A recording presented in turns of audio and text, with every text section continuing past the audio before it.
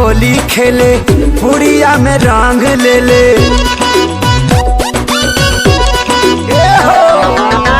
आवतानी होली खेले पुड़िया में रंग ले ले। ठीक से लगावे दी हो करी हो चली माना ए माना। जितना मन करेगा लगाना जीजा जी साबुन लेते आना। रंगवा डाली के खुदे धुलवाना जीजा जी साबुन लेते आना।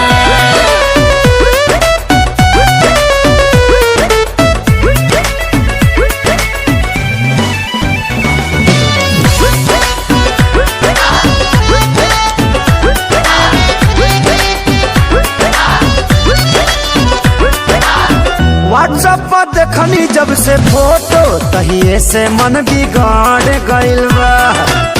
भगवा चढ़वाला बावे कुछ दिन अभी से नासा चढ़ गइल बा।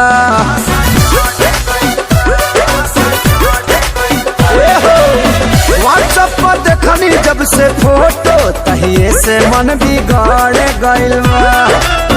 भगवा चढ़े वाला बावे कुछ दिन अभी से नासा चढ़ गइल बा।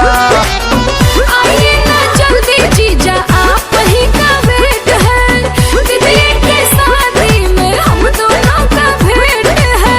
पहिले रहलू बच्ची अब तो हो गइलू जनाना जनाना।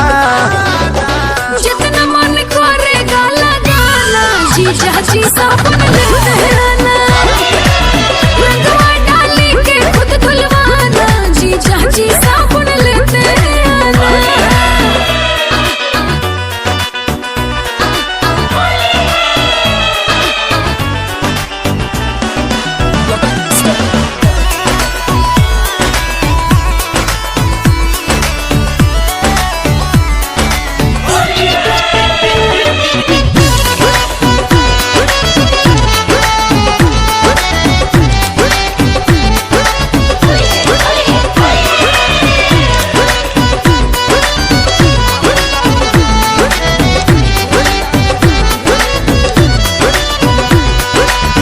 बड़ी हजानी दीदिया के खबर पलान ना तो फेल हो जाई। रखी है प्रियंका तनी सबर हमनी के आसो मेल हो जाई।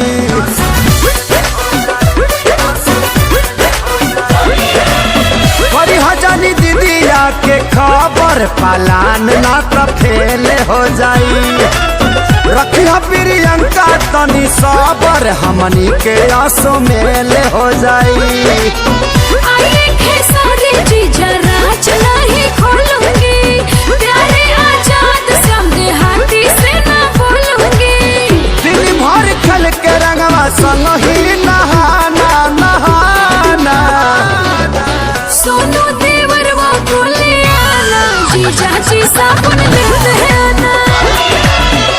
रंगवा डाली के खुद धुलवाना जीजा जी साबुन लेते आना।